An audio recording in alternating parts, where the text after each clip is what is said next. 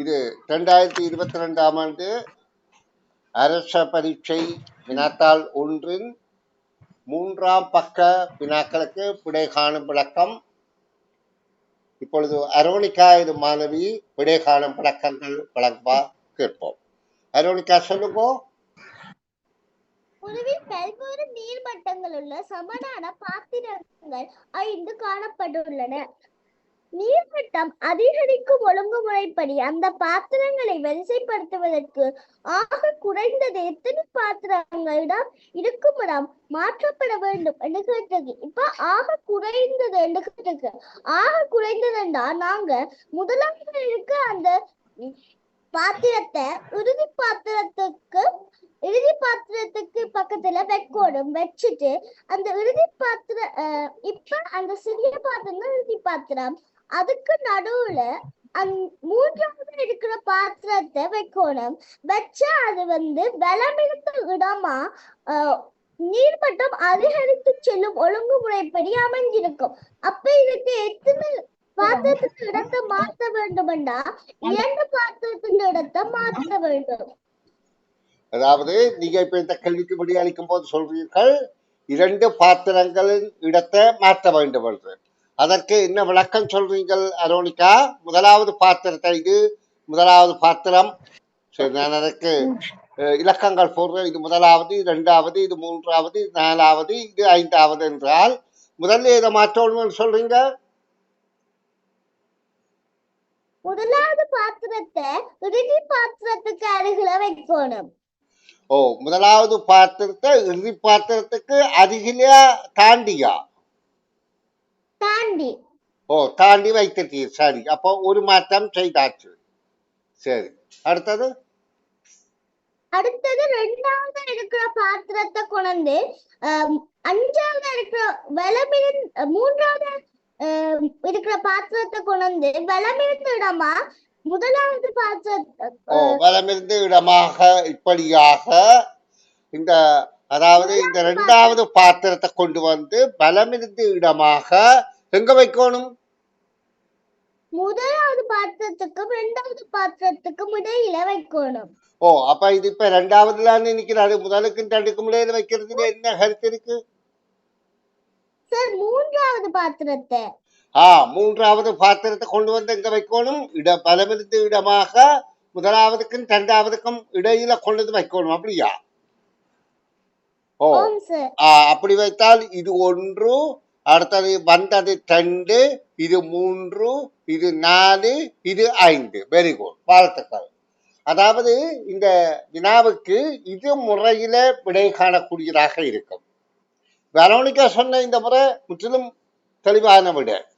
அதாவது இந்த பாத்திரங்களை மாற்றுகின்ற போது இங்கே இதுல கவனிக்க வேண்டியது இங்கால இடம் இருக்குது என்பதை கவனித்துக் கொள்ளும். அந்த முறையில தான் நம்ம வைக்கக்கூடியதாக இருந்தது. இதை முதல்ல கொண்டு வந்து இங்க வைத்தா ஒன்றாக சரி ஒரே அளவான பாத்திரம் இங்க சொல்லப்பட்டிருக்கு. பிறகு என்ன செய்யற, இந்த 3வதை கொண்டு வந்து இங்க வைத்தா, இந்த இடத்துல வைத்தா, அப்ப இது 1, இது 2, இது 3, இது 4, இது 5ஆக வருகின்றது. அப்ப இந்த முறையில வைத்த முறையில் இன்னொரு முறை இருக்கின்றது. நான் தெளிவா சொல்றேன் கேட்கோ. இப்ப இது 1 ஓகே, இது 2வதாக இருக்கட்டும், இது 3வதாக இருக்கட்டும். இதை கொண்டு வந்து 4வதாக இங்க வைக்கணும், இதை கொண்டு வந்து 5வதாக இங்க வைக்கணும். அப்ப கொண்டு வந்தது இடம் மாற்றினே 2 தான். அப்ப அந்த முறை, அதாவது இங்கால இடம் இருக்கின்ற முறையில தான் இது சாத்தியம். ஆகவே 2 என்பது 2 முறையிலையும் சரியாக இருக்கின்றது. இனி அடுத்த கேள்விக்கு விட விளக்கம் சொல்லுங்க அரோனிகா. வாசனை எதுவும் இல்லை, எனக்கு இல்லை. எனது வடிவம் என் இருப்பிடமே. புவியின் அனைத்து ஆதாரம் நான். கோபம் கொண்டால் கொடுப்பதில்லை மன்னிப்பு. இந்த பாடலின் கருத்து மிகச் சரியாக பொருந்துவது காற்றுக்கு. முதலாவது வாசனை எதுவும் இல்லை, 3க்குமே வாசனம் இல்லை. அப்ப 2வது பார்ப்போம். 2வது பார்த்தோம்னா எனது வடிவம் என் இருப்பிடமே. அப்ப காற்றுக்கும் வெளிச்சத்துக்கும் நீருக்கும் வடிவம் இல்லை. ஆனா காற்றையும் வெளிச்சத்தையும் நாங்க பிடிக்கலாது. நீரை நாங்க எந்த பாத்திரத்துக்குள்ள வைக்கிற வடிவமோ அது அந்த பாத்திரத்தின் வடிவத்துக்கு மாறும். புவியின் அனைத்தின் ஆதாரம் நான். அது சரி, ஏன்னா புவியில எல்லாத்துக்கும் உங்களுக்கு நீர் தேவை. அப்ப கோபம் கொண்டால் கொடுப்பதில்லை மன்னிப்பு. நீர் கோபம் கொண்டா உங்களுக்கு நீர் கிடைக்காது. அப்ப இது எல்லாத்துக்குமே பொருந்துறது மூன்றாவது விட நீருக்கு. Very good. நீருக்கு தான் பொருந்துகின்றது. அதாவது திரவம், திண்மம், வாயு என்ற 3 பொருட்களின்மை சூழ உள்ள இருக்கின்றது. இதெல்லாம் நீங்க உயர் வகுப்புல படிப்பீங்கள்.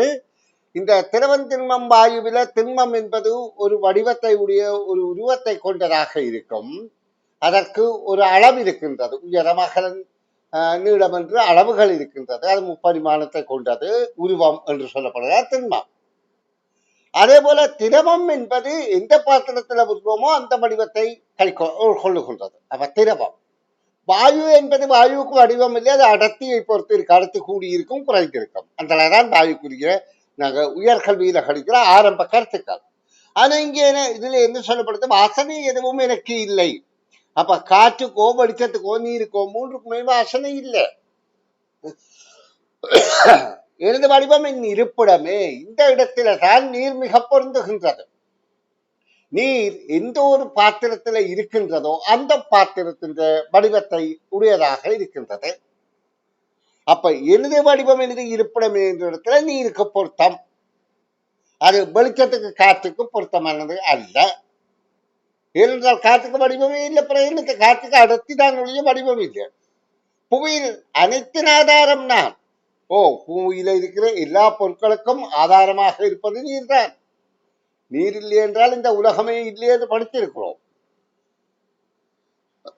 கோபம் கொண்டால் கொடுப்பதில்லை மன்னிப்போம்.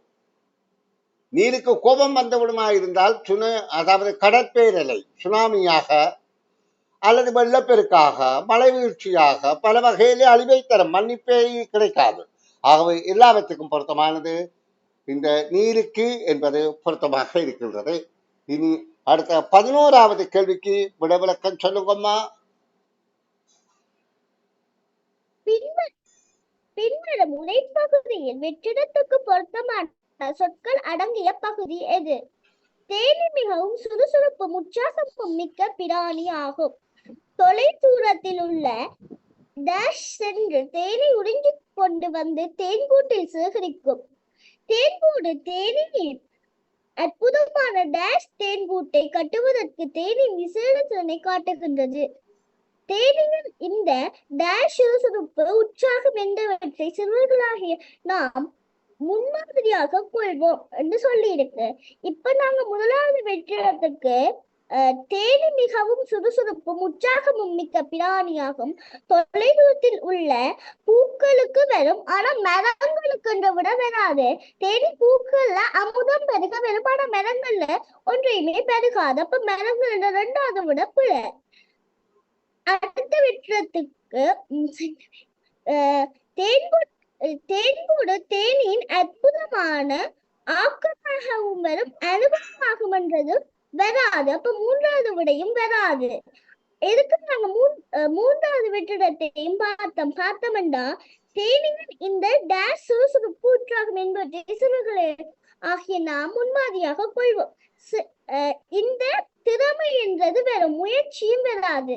அப்ப இதுக்கான விட 1வது விட. Very good, very good. நல்ல தெளிவான விளக்கம் தந்தா. ஒரு ஆசிரியர் எப்படி விளக்கம் கூற முடியுமோ அதை விட தெளிவாக ஒரு 4ஆம் தரத்துல கற்கிற பிள்ளை சொல்லுதென்றால் பாராட்டத்தான் வேண்டும். வெரி குட், வாழ்த்துக்கள் அம்மா. இப்ப பாருங்க, பின்வரும் உரையாடலின் வெற்றிடத்துக்கு பொருத்தமான சொற்கள் அடங்கிய பகுதி எது எது கேட்கப்படுகின்றது.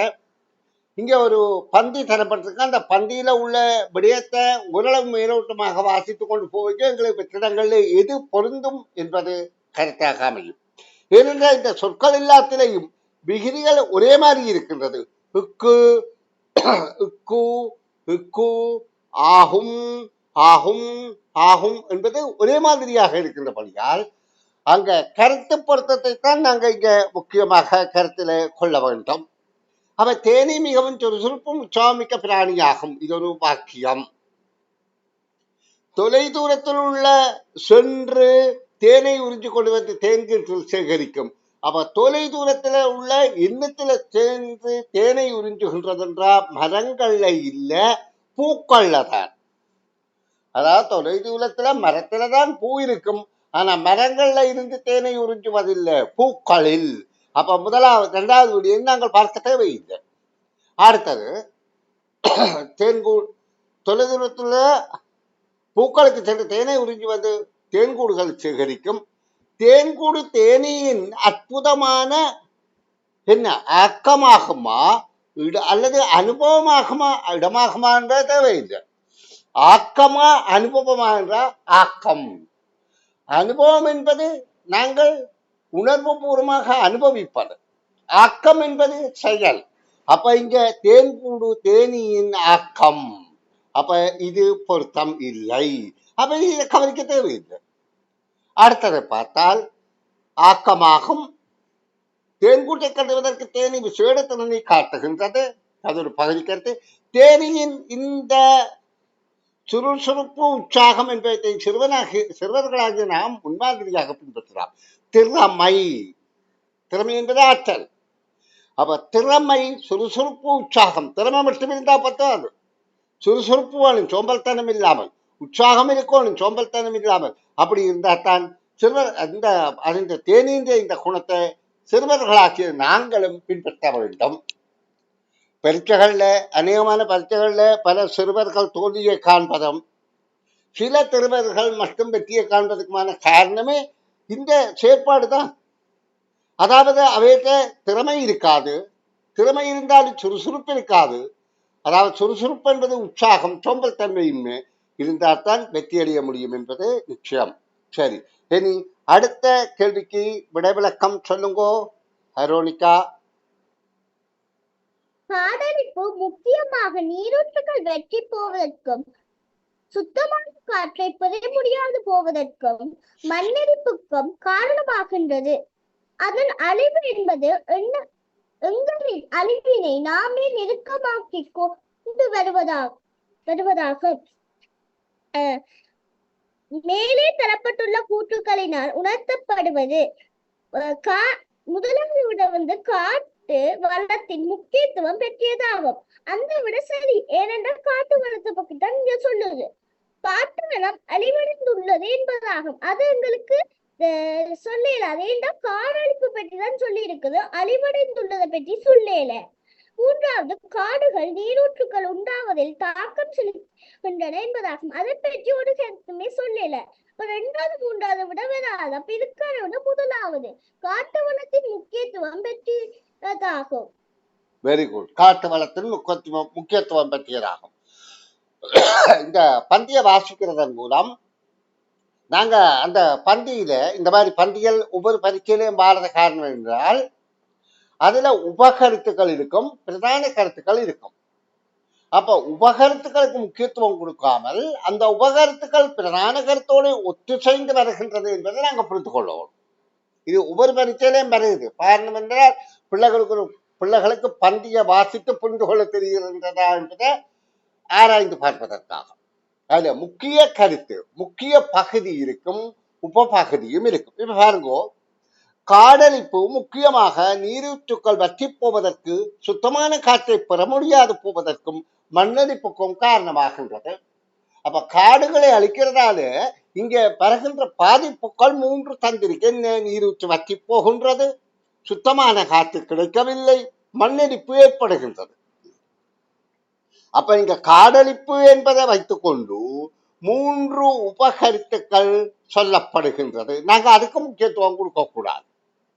இது இந்த காடழிப்பால நிகழக்கூடியது என்பதாக நாங்கள் காடழிப்பு தான் முக்கியம், அதின் பகுதிகள் தான் இவை. அப்ப அதன் அழிவு என்பது காடழிப்பு அதன் அழிவு என்பது எங்களின் அழிவினை நாமே நெருக்கமாக கொண்டு வருவதாகும். அப்ப காடை அழித்தால் எங்கள் மனித இனத்துக்கும் பாதிப்பு என்பதுதான் இந்த கருத்து. அப்ப இதில் எது முக்கியம் உணர்த்தப்படுவது என்றால் காட்டு வளத்தின் முக்கியத்துவம். அப்ப காடழிப்பு தான் இங்க முக்கிய கருத்தை ஒழிய மற்றதெல்லாம் பகுதி கருத்துக்கள். இப்ப காட்டு வளம் அழிவடைந்துள்ளது என்பது தவறு. அடுத்த காடுகள் நீரூற்றுகள் உண்டாக்குவ தாக்கம் செலுத்துகின்றது என்பது நியாயம், உண்மைதான், இவையெல்லாம். ஆனால் முக்கியமான கருத்து இதால உணர்த்தப்படுவது காட்டு வளத்தின் முக்கியத்துவம் பற்றியதாகும் என்பது ஆகும். சரி, நல்லம்.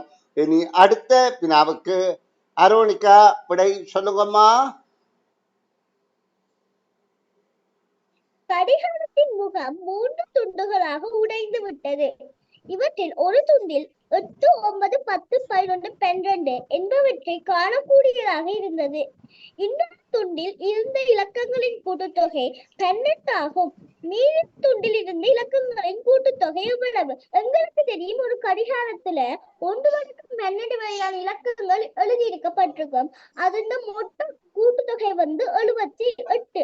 78ல இருந்து 2வது துண்டில் இருக்க இந்த கூட்டுத்தொகை 12 கழிச்சா 66 மீசுதி.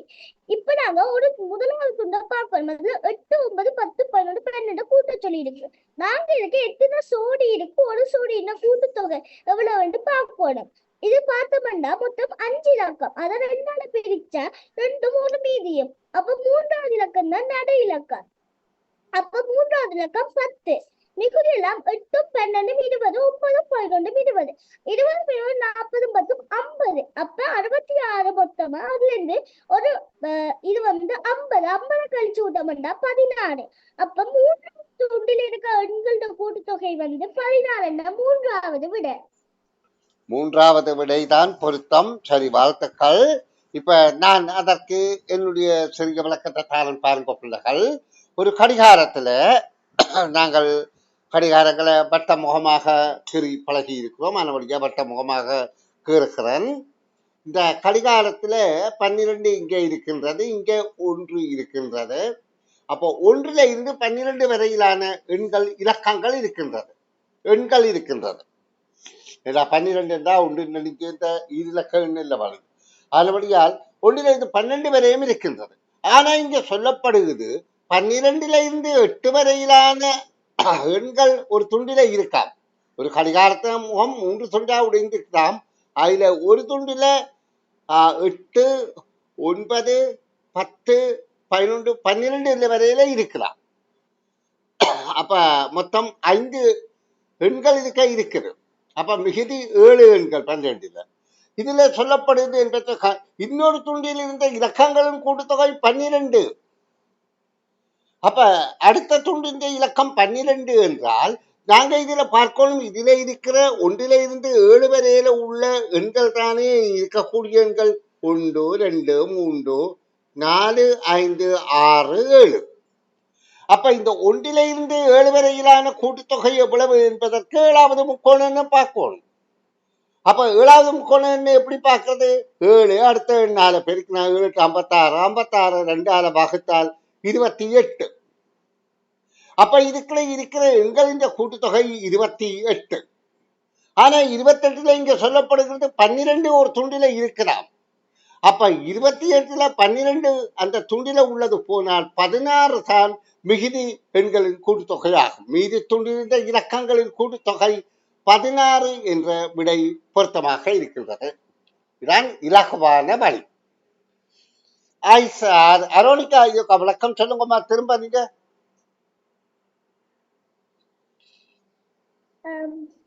கடிகாரத்தின் 3 துண்டாக உடைந்து விட்டது. இவற்றின் ஒரு துண்டில் 8, 9, 10, 11, 12 என்பவற்றை காணக்கூடியதாக இருந்தது.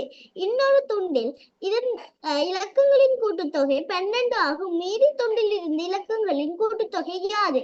இப்போ ஒரு கடிகாரம் 3 துண்டா உடைஞ்சிட்டான். அதுல முதல் துண்டுல 8, 9, 10, 11, 12 இருக்கா. அதுல கூட்டுத்தொகை மொத்தமா 50 கூட்டுத்தொகை. 2வது துண்டுல 12 கூட்டுத்தொகை என்று தந்திருக்காங்க. எங்களுக்கு அதாவது அரோனிகா, இந்த கூட்டுத்தொகை எங்களுக்கு அவசியமே இல்லையம்மா. எங்களுக்கு எது அவசியம்?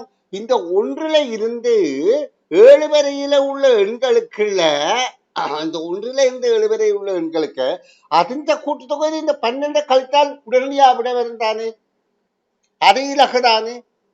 1ல இருந்து 7 வரை என்றால் 7வது முக்கோணம் 28. 28ல இந்த 12 கழித்தால் 16 என்பது மிக இலகுவாக விடை காணக்கூடியதா இருக்குதானே அம்மா. இப்ப நாங்க 1ல இருந்து 12 வரையில கண்டு பிறகு இதுல உள்ள எண்ணெய் கூட்டி கழித்து பிறகு இதுல மிச்சத்துல இதை கழித்து வாரத்தை விட இது இலகுவாக இருக்கும் என்று நான் கருதுகிறேன். சரி, ஓகே. சரி, அடுத்த கேள்விக்கு விட விளக்கம் சொல்லுங்கம்மா. வைத்தியசாலையிலிருந்து பாடசாலையிலிருந்து நாட்சந்தியை நோக்கி வரும் ஒருவர் தனக்கு முன்னே இருந்த அறிவிப்பு பலகையை காண முடியும். வைத்தியசாலையிலிருந்து அந்த நாட்சந்தியை நோக்கி வரும் ஒருவருக்கு தெரியும் அறிவிப்பு பலகை எது? இப்ப உங்களுக்கு வைத்தியசாலையிலிருந்து வர போறாராம். வைத்தியசாலையிலிருந்து வந்த அவருக்கு வடக்கு திசையில போலீஸ் நிலையமும் கிழக்கு திசையில நகரமும் இருக்கும். அப்படி அதை வச்சுக்கொண்டே நாங்க பார்க்கலாம். அதை வச்சு பார்த்தோம்னா முதலாவது விடையும் இரண்டாவது விடையும் போலீஸ் நிலையம் வடக்கு நோக்கி இருக்கு. மூன்றாவது விட நகரம் வடக்கு நோக்கி இருக்கு. அப்ப மூன்றாவது விட வராது. முதலாவது இரண்டாவது விடைக்குள்ள நாங்க நகரம் கிழக்கு திசையா போனோம். முதலாவது விடையில கிழக்கு திசையா இருக்குது. ரெண்டாவது விடையில நகரம் மேற்கு திசையா இருக்குது. அப்ப இதுக்கான விட முதலாவது. Very good. நீங்க திசைகளை அடிப்படையா சொன்னீர்கள். வெரி குட், நல்ல வாழ்த்துக்கள். இப்ப நாங்க திசைகளை அடிப்படையா சொல்லாமல் ஒரு வலதுகை இடதுகை பக்கம் என்று சொல்றது மிக இலகுவாக இருக்கும்னு நினைக்கிறேன். இப்ப பாருங்க, இந்த மாதிரியான ஒரு நகரப்படத்தின், அதாவது இங்கே இருந்து போகைக்க இப்படி இந்த நகரப்படம் தெரியுது என்றால் வைத்தியசாலையில இருந்து வருகின்ற போது அவற்றை வலதுகை பக்கம் இது வலதுகை பக்கம், இது இடதுகை பக்கம். அப்ப வலதுகை பக்கம் நகரம் இருக்கும் என்றால் வலதுகை பக்கம் நகரம், முன்னுக்கும் போலீஸ் நிலையம். சரி, வலதுகை பக்கம் நகரம் இருக்கிற இதுதான், மற்ற வழிகள் இல்லை.